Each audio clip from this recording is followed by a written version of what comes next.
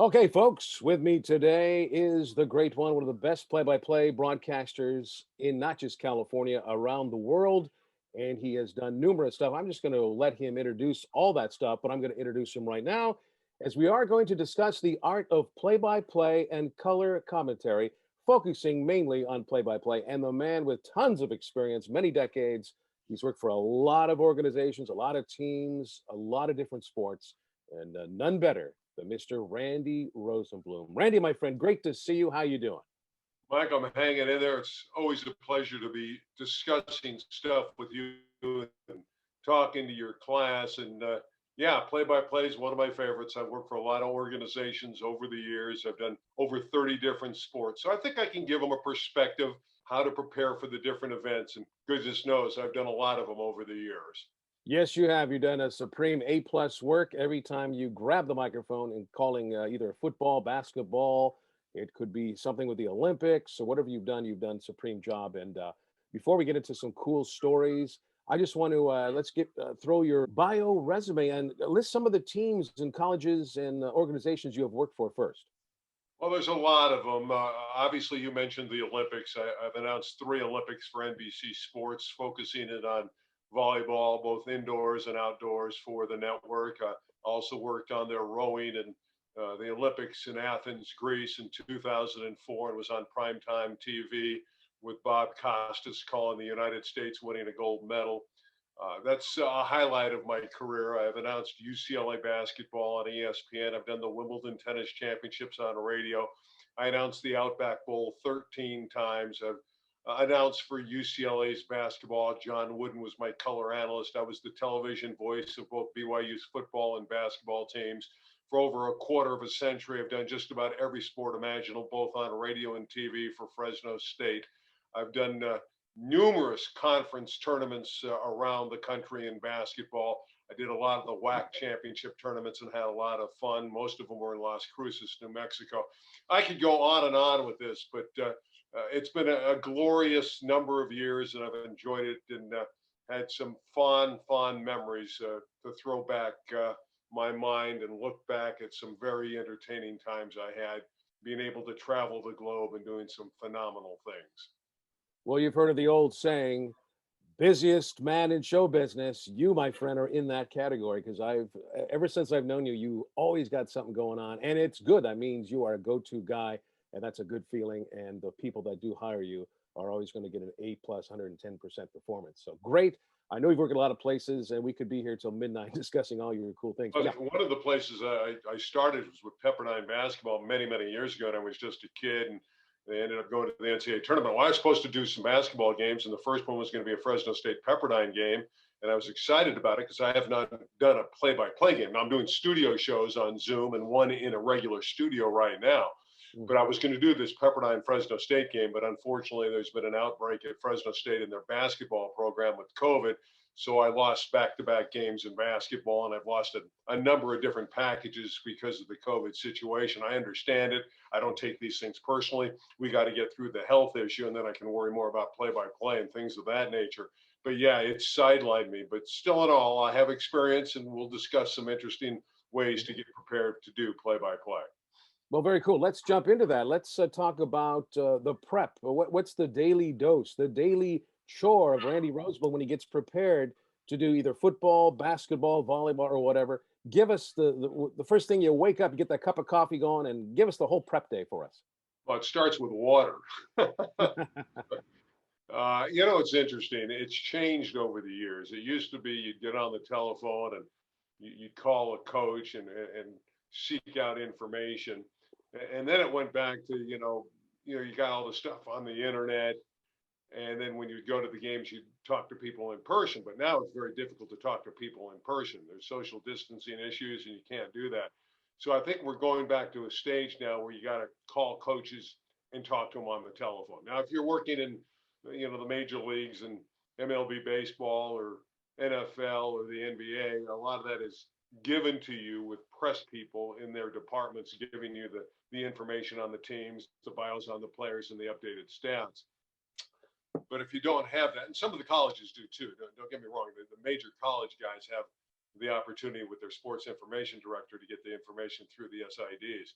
But if you're doing high school games or youth sports, you really have to talk to the coaches. Obviously, you can't talk to the players in person, and there's too many players to call individually. So you want to get your stories by talking to the coaches. And I've been a big proponent of that over the years to get on the phone, talk to somebody in the league office to get the phone numbers of the head coaches of the prospective teams and get as much information as you can. You want to get a little bio on each kid, certainly maybe a little bit more on the star performer, but you also want to have some equality going down the roster so you have info on everybody.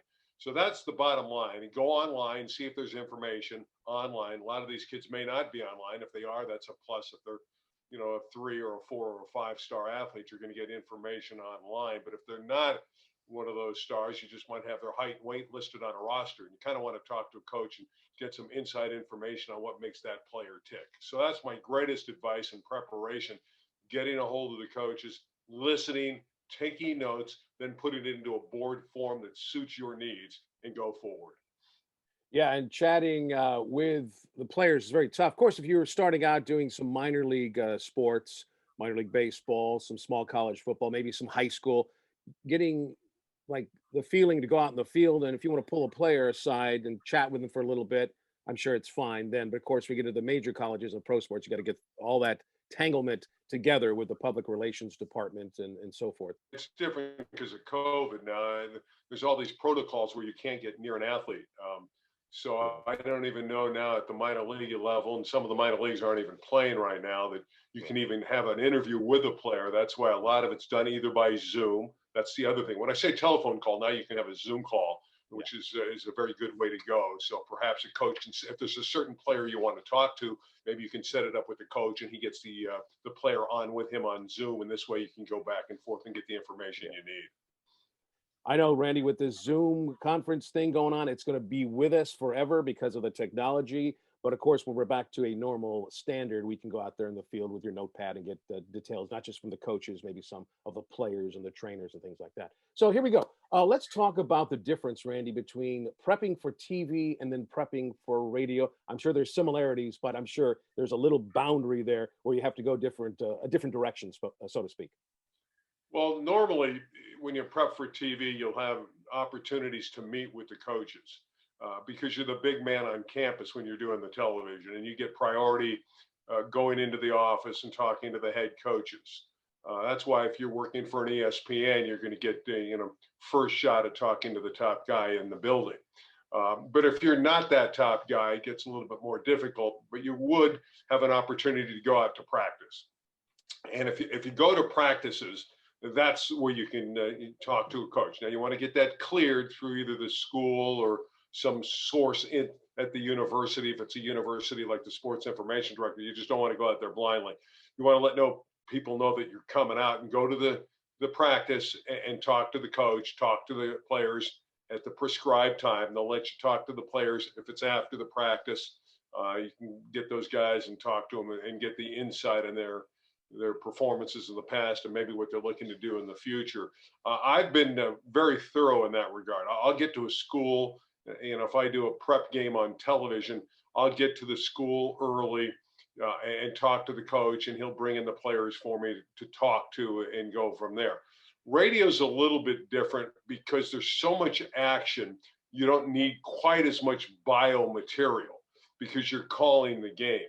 The key there is, and the key in all games is to know the players. First and foremost, you got to study the players and know the players. The last thing you want to do is lag behind the action by not knowing the performers. So first and foremost is know the players. But in the radio side, certainly you want to know your stats. You want to get some bio information on the key guys.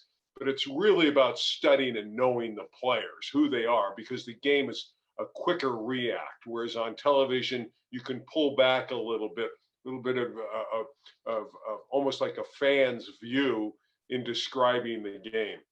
One of my pet peeves nowadays is there's too much talking on television.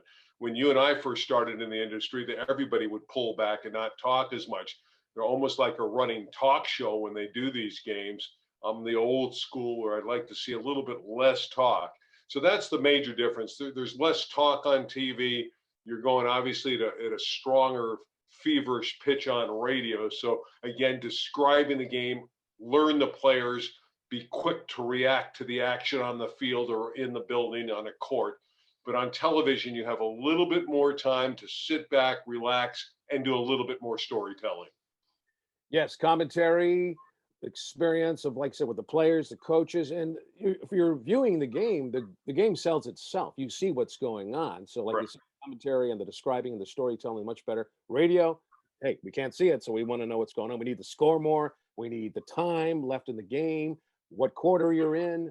Because, like I said, television, we see the graphics, we see the scoreboard. We don't need all the jibber jabber like you said on television. So, Yeah, good. that's key. And Mike, that's a very valid point you brought up about time and score. That's the number one thing on radio. I mean, even if you're struggling as an initial start in broadcasting, you're a rookie, you're a novice, and you're just beginning in the business, you got to give time and score because people tune in, they tune out, they want to come in to see what the score is. You can't say it too much. You should be given time and score at least every 2 to 3 minutes on radio Yes, or less, or less. depending on the action of the game and what's going on. Indeed. So cool. So there's a difference of that. Definitely similarities, but just a Sure. couple niches there. You have to kind of turn one way and turn the other way. So cool. Hey, let's go to the next thing is the hardest sport to call in your mind. Well, that could be, something that's an individual thing. But for me personally, it's Mhm. baseball. And I've gotten better at it over the years as I've matured learning the game and all the nuances of baseball because there's downtime. We just mentioned when you're on radio, you're just reacting to the call. If it's a basketball game, it's up and down and you're calling the action. The football is the perfect solution because you have action, a little bit of a pause as they go back into the huddle, and then you go back to the line of scrimmage. So you have a little bit of time to catch your breath and get right into it. It's the perfect pace to do play by play. But baseball is a storytelling game, and there's action, but it's not all the time. So that dead time when I first started really was difficult for me. So I would say to the beginner, to that novice, really study your teams. That's a game where you have to know your bios, you have to have your stats on hand, and you have to have stories. It's about stories. A lot of people will talk about Vin Scully and how great of an announcer he is. Well, the greatest thing about Vin Scully was his stories. Yes. Even into his 90s, Vin was able to spin the stories beautifully in those innings. And I think that's the key because you need to have information, but you need to have stories. And you don't want to just throw information out there and bore people with it. It's got to make sense. It's got to be germane to the game. So Mhm. I think baseball for me, and probably for a lot of people beginning, is the most difficult when you get started. Yeah, I like about Vince Scully, very relatable to what's going on. I mean, it could be something very extreme to what the action's taking place on the field, but he always involves whatever story he's got. It might be something like, let's say the Dodgers are playing the Angels, like a freeway series kind of thing, and then boom, he might go ahead and talk about how the city of Anaheim, when Disneyland started, or something like that, to kill time. So he was very relatable, even though it was a little bit of extreme at times, but he was perfect, man. Mr. Perfecto when it came to storytelling and killing the time, no And doubt. it always seemed to fit. I mean, no matter what was happening in the inning, it always seemed to fit for Vinny. Baseball stood still for Vin Scully because Yes. he was so great at spinning the stories. And in his head, he knew exactly how much time he always seemed to have. So he did a fabulous job with that. There's no question about it. But again, just learn your stories, learn your players, and be totally prepared when you get to the stadium for baseball because it is a very difficult startup broadcast situation for most people. Yeah, and it seems like with Vin, it's like the batters, the players up at the plate knew when Vinny was telling a story, they would actually swing at bad pitches to foul them off, so Vinny could finish the story before the inning was over. That's how it was. How unique sometimes it was. It was almost like the players had a feeling like, okay, Vin must be telling a story about myself, so boom, I'm going to just swing at some pitches that I should just take the ball and get the walk, but no, I'm going to swing it so I can foul it off, so Vinny can finish his story. Speaking of Vinny, of course, now let's talk about our favorite play-by-play announcers. I want to find out yours. Vinny, of course, number one to me. Russ Hodges, Lon Simmons were two of my favorites growing up in the Bay Area. But Vin Scully, because Vin was worldwide, and he's definitely my favorite. what are your favorites? Give us your favorite 5 play-by-play announcers. Certainly Vin Scully's got to be number one. He was the greatest of all time in his field. I do like a few others, though. And Ray Scott, who was a man who did the first Super Bowl for CBS, was the voice of the Green Bay Packers. I think he's one of the great play-by-play announcers of all time. When I look back, I mean, Ray Scott, what's wonderful is if you look back at the 1965 World Series, because one of the jobs Scott had was he was the voice of the Twins, and Vinny was the voice of the Dodgers. So it was the Twins and the Dodgers in the 65 series. Koufax won Game 7, shutting out the Twins in Minnesota. But the 2 announcers at that time were pulled by NBC from the teams. So the announcers on NBC were Vin Scully and Ray Scott, who are my 2 favorites of all time. Now, Scott was a phenomenal football announcer for CBS, but he was a great baseball announcer as well. So my 2 favorites certainly are Vin Scully and Ray Scott. And then living in Los Angeles, you know, listening to the Lakers all those years, you have to appreciate what Chick Hearn did. Bill King in the Bay Area, I thought was a spectacular talent. And the other one that comes to mind certainly is Dick Enberg, Mr. Warmth, and the opposite of Don Rickles, the comedian. We're not saying it in jest. The late Dick Enberg was just simply warm on the air. He was a professor in college as a teacher at Cal State Northridge, and he was a professor in the booth. He was a brilliant man, great announcer, but it was that warmth combined with the brilliance. And when I talk about Dick Enberg, I just marvel at how talented he was. I had an opportunity to work indirectly with him at the Olympics a few times. A very, very nice man and a brilliant broadcaster. Yeah, Dick Enberg is fantastic. Great guy, like you said. And he was multi-purpose. He hosted game shows. He did all kinds of different sports, very well liked. He kept working till his last days. And we got Dick also to work on NFL Game Day for Sony PlayStation Sports. He did a tremendous job, and he was very patient because there's like, you know, this big stack of script you have to read. So he was very patient, a sweetheart guy to work with. And also a couple other guys we got to mention, 2 of my favorite guys in hockey, Jiggs McDonald and the great Bob Miller, who just retired recently from the LA Kings. A lot of great play-by-play guys out there. Jack Buck, of course. Like you said, Ray Scott. The list is fantastic. But Vinny and Dick Enberg, guys like that, Chick Hearn and Bob Miller, Jiggs McDonald, Russ Hodges and Lon Simmons up in the Bay Area, Bill King with the Raiders and the A's and the Warriors. They are always the ones you put thumbs up to forever. So again, Bob Miller is really a great guy. You know, we kid about, you know, who's a good guy and who's a bad guy, but Bob Miller's an absolute sweetheart, and he had a fabulous career with the Kings. And a couple of old guys many years ago, most of this generation wouldn't know. Mel Allen in baseball. Oh, yeah. With the Yankees, had an unbelievable voice. And there's another guy who was with the Orioles, Chuck Thompson. And just one of the prettiest voices of all time. So perhaps you can find him online. He did some Baltimore Colts stuff too. Chuck Thompson. And another guy in recent years, and I had an opportunity to work with him, who I knew his brilliance, was John Miller. Ended up doing the National Baseball Game of the Week for ESPN on Sunday night for a number of years. John Miller, another Bay Area guy. I worked college basketball with him. He was a terrific and is a terrific talent. Yeah, no doubt about it. John Miller, he does those impressions, and he's been around. He worked with the Giants. He's worked with the Orioles and the ESPN Game of the Week, like you said. Fun guy. And there's a guy, I got a story about him. When I was working for the Dodgers up in the press booth, he'd wear his tie, a nice shirt and sport coat. But remember, with broadcasting, mainly you only see the top half of your body.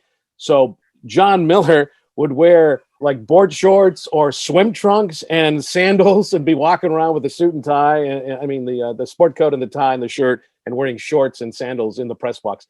And he's a portly man, so he kind of looked like a cartoon character, but his life is like a cartoon. He's just a brilliant guy, great guy to be around, like you said, John Miller.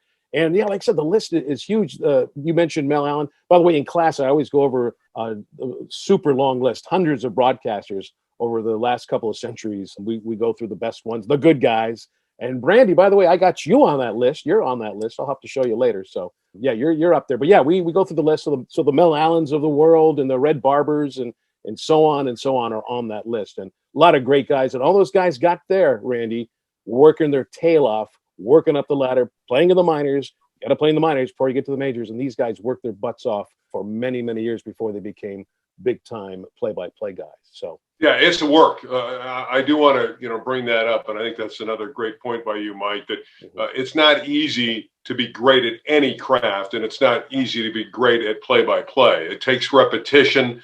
You got to go out there. When I first started, I would go to games, sit in the stands, and do them into my tape recorder. Sometimes I would go to basketball games and wouldn't tape them, would go up in the stands and just call the game. You need repetitions. So you need to practice. Nowadays, if you can't go to the game, you can do it off the television, although that's not as easy because it's a little bit more difficult to monitor your voice. But no matter how you do it, you practice. It's like anything else. I mean, great players are good in games because they practice hard. So you need to practice your play-by-play. Yeah, practice makes perfect, which my dad used to always tell me out there in the baseball field as a player. Practice makes perfect. Practice makes perfect in any gig you do. Speaking of which, you were talking about color commentary gentlemen and ladies that you've worked with. Give us some of your favorite color analysts that you've worked with, but also give some details of the chemistry and the, I guess you could say, the meetings before you go on there that you really have to induce up there to make sure you guys don't cut each other off. Give us kind of a run through how you would deal with your either a color commentary guy that you've not worked with yet or a guy that you work with many broadcasts. Well, let's start with John Wooden, because I'm proud of the fact that I got to work with the legendary coach of the UCLA Bruins for a time. I just tried to be friendly with him. Obviously he had great knowledge. I wasn't going to tell Coach Wooden anything about basketball that he didn't already know. And I looked up to him, and I was a young guy when we worked together. I was in my 30s. And that coach was retired at the time, and we did UCLA basketball. So I just wanted to be friendly with him. And we struck up, I don't want to say a friendship, but a respect for one another. So I think that's key. Respect your analyst. You don't even have to like your analyst, but you need to respect what they do on the air and try to work with them and try to be friends with them, even if you're not all that friendly with them. But you got to try to be friendly. So that's first and foremost. And when you work with somebody new, you got to be a little more careful. If it's your first time and you don't know that person very well, I just be a little bit more directive when you're working with the individual. Make sure you set up a pattern where you might want to tap the guy or tap your pencil, do something to let them know that you want to get in or get out. But you'll build a rhythm with your individual. The one thing you don't want to do is to have conflict in the booth where your analyst talks over you. That's not what you want. You don't want a guy screaming when someone scores a touchdown. That's your call. His job is to analyze it, not for him to scream. I know personally now I can throw a name out there. Now I've worked with a lot of famous people. It's funny, in basketball, I work with Coach Wooden. I work with Coach Tarkanian, doing Long Beach State, UNLV, the two schools that he had coached. And he was in between jobs before he took over the Fresno State job. And here I am with Coach Tarkanian. And I had known him from my days at UNLV calling football at the university and some basketball. So Tark and I had a little bit of a chemistry going in. So I had those famous people, but I also worked with Ron Glazer, who is not a big name, but did for a while there get a lot of work in Los Angeles on some of the cable networks. And we did football together on Channel 13 of high school championship games, and we did it for other stations as well. We just had a chemistry that just was great. Again, Ron Glazer was not Dick Enberg, but he had a little bit of that Dick Enberg in him warmth. And we were good friends. We became very good friends. And to this day, I still talk to Ron. He's older and he's retired now, but he was just so warm in the booth. So he wasn't the biggest name, but he was very bright. He wasn't necessarily a broadcaster. I met him doing a show, and he was a sports fan, and I put him in the booth, and he was terrific. And so that warmth came across, and that chemistry came across, and he took advice well, and he became an outstanding color analyst who did a lot of things with other people in Los Angeles on cable networks. So Ron Glazer's not a big name, but did a nice job, and it was fun to work with him. You working with John Wooden, what an honor that is. That is like working with God. My goodness, that is like the top of the heap. That'd be like singing with Frank Sinatra or Dean Martin. I mean, that's cool. That you don't want me to do. But what's interesting, I mentioned both Tarkanian and Coach Wooden in basketball. I also did one game with Rod Dato, who's the famous coach at USC, the field is named after him. Dado Field won all those national championships, double-digit national championships. So I had an opportunity to work with Coach Dado for one college game on prime ticket. So I've worked with a lot of guys, a lot of famous people over the years. Some guys that a lot of people never heard of, but I could probably write down a list of 25 or 30 ex-athletes who I at times looked up to, or coaches, and I was able to work with them in the booth. And that's one of the exciting things about doing play-by-play. You get an opportunity now to work with ex-athletes who you might have been a fan of at some point in your life. That's one of the cool aspects of doing play-by-play. Absolutely. Now, before we roll out here, I'm going to get some funny stories and some unique stories from you in just a bit, but I do want to reiterate about working with your color analyst, getting to know them, being nice to them, having a good rapport, and also make sure he or she does not, like you said, cut you off. You got to get that, especially in football, you got to get the play-by-play out there. Then when there's a little bit dead time, that's when the color commentary person should give his or her anecdote on what to expect, review what the play, why it happened, and then, of course, preview what's going to maybe happen for the betterment of the team that's trying to drive down the field. That's key. And when you have a good color person to do that, that makes a great broadcast. So those are great points, making sure the chemistry is good when your color person should say something and not. So that is the key, Randy. So Mike, I do go over that with my novice color analysts. By novice, they haven't worked with me. They might have been veterans in the broadcast group, but I always discuss how I work, what I look for from my color analyst. I give them a lot of rope. I think I'm pretty easy to work with. You want to be easy, but it goes back to the fact that you want to be their friend. Even if you don't necessarily like them, you want them to be. And I like Mike Carlucci, and I've worked with Mike Carlucci. So that was easy. We had chemistry because we're friends. And that's why I was good with Ron Glazer. We had that chemistry. I was good with Coach Wooden because he was a super nice guy, and I looked up to him. I mean, we had chemistry. And I think you got to try to create that. Be friends with the person you work with. You don't want conflict. And you're human. You're going to make mistakes. They're going to make mistakes. Just understand that that's part of the game. Maybe discuss it after the game if somebody interrupts you or talks over a certain situation. I'll give you the one time, and I haven't done a lot of color, but I did mostly play-by-play at Fresno, but there were times at Fresno State where I did color. And there was a college basketball game, and I was great in that respect because I understood what the play-by-play wanted from the color analyst. And Paul Leffler was the play-by-play guy. But what's interesting is there was a game where Fresno State was down by 3, and a guy by the name of Say threw it in from back court from 75 feet for the Bulldogs, and it startled me so much, and I was on mic. I went, whoa! I mean, I was just shocked that he threw in a 75-footer to send it into overtime against Utah State. And they ended up losing the game even though they tied it. So Utah State was able to, despite that 3 from 75 feet away, win the game. But it shocked me, and I apologized to Paul afterwards, saying, hey, I never do that.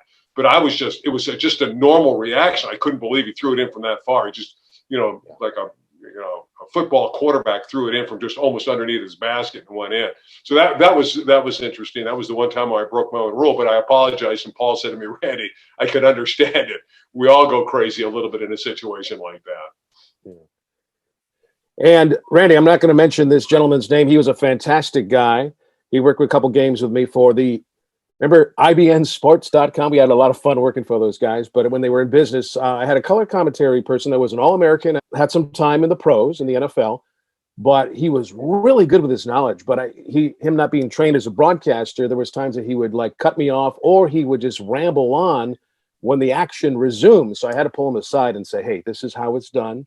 This is how we developed our friendship and chemistry, like you said prior. You just got to tell him, hey, this is what you do.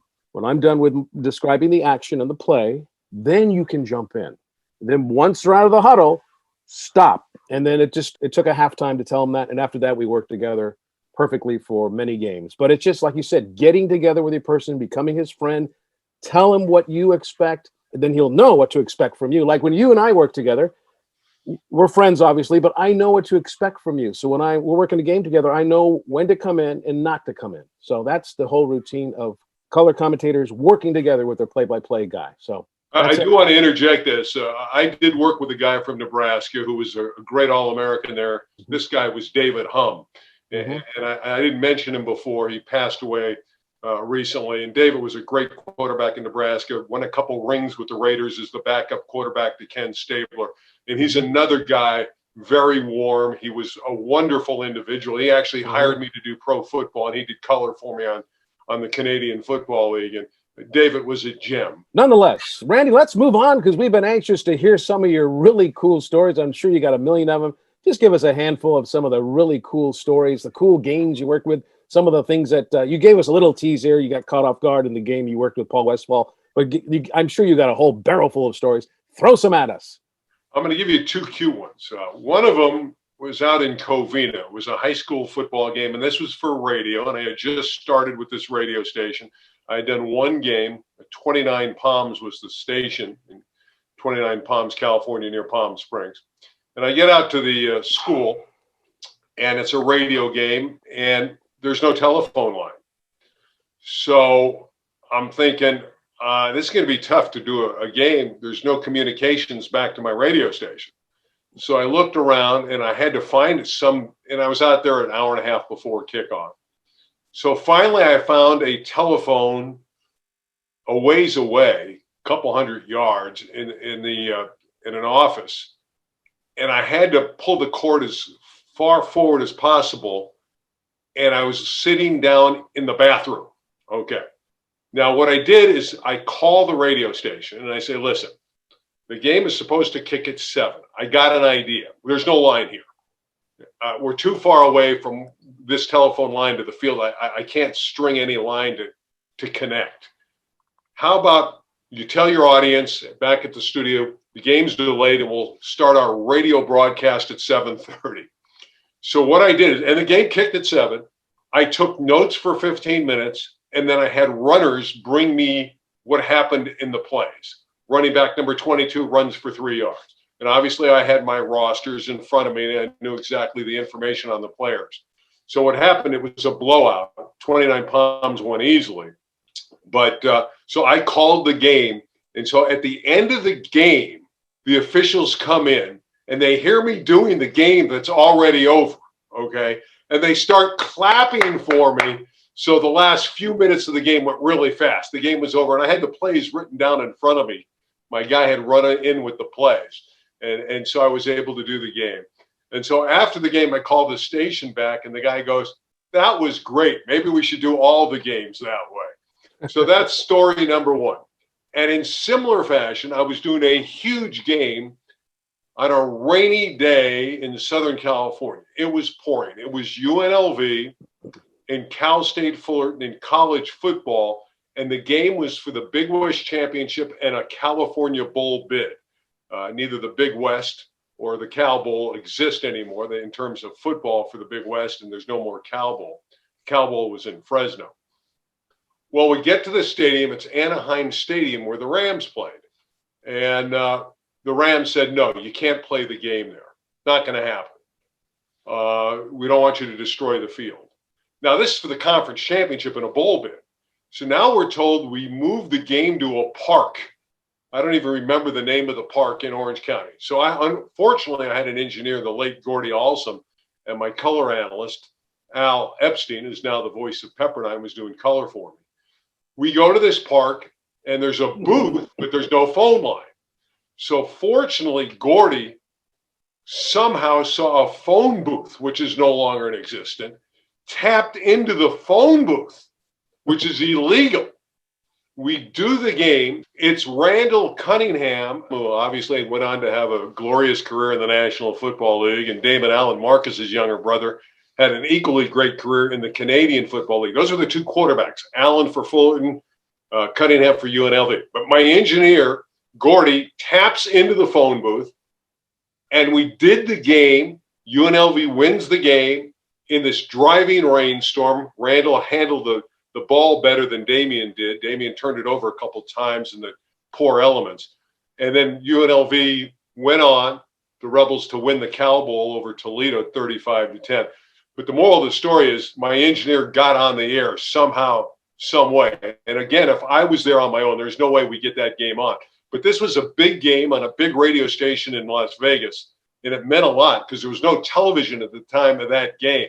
So to get it on, I give Gordy a great shout out to somehow tap into the phone booth and get us on illegally, and we were able to do the broadcast.